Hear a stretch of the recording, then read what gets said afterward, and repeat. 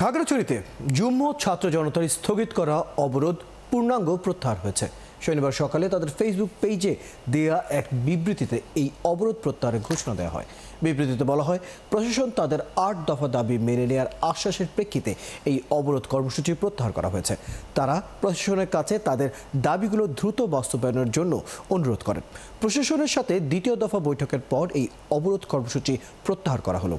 খাগড়াছড়ি সদর থানার ভারপ্রাপ্ত কর্মকর্তা আব্দুল বাতের মৃধা জানান, অবরোধ প্রত্যাহারের কারণে জনজীবন স্বাভাবিক হয়েছে। আর যাতে আইনশৃঙ্খলা পরিস্থিতির অবনতি না হয় তার জন্য যে পুলিশ নিরাপত্তা ব্যবস্থা ছিল তা অব্যাহত রয়েছে। গত 23 সেপ্টেম্বর মঙ্গলবার এক কিশোরীকে তুলে নিয়ে ধর্ষণের অভিযোগে ধর্ষকদের গ্রেফতার করে দৃষ্টান্তমূলক শাস্তির দাবিতে মিছিল, মিটিং, সমাবেশ ও অবরোধ সহ বিভিন্ন কর্মসূচি পালন করে আসছিল যুগ্ম ছাত্র জনতা। পরে এই আন্দোলন থেকে খাগড়াছড়ি ও গুইমারার সহিংসতা ছড়িয়ে পড়ে। এতে গুইমারায় 3 জন নিহত হন। দোকানপাট খোলা শুরু হয়েছে এবং যারা নাগরিক রয়েছে তারা এখন কেনাকাটা নিয়ে ব্যস্ত রয়েছে।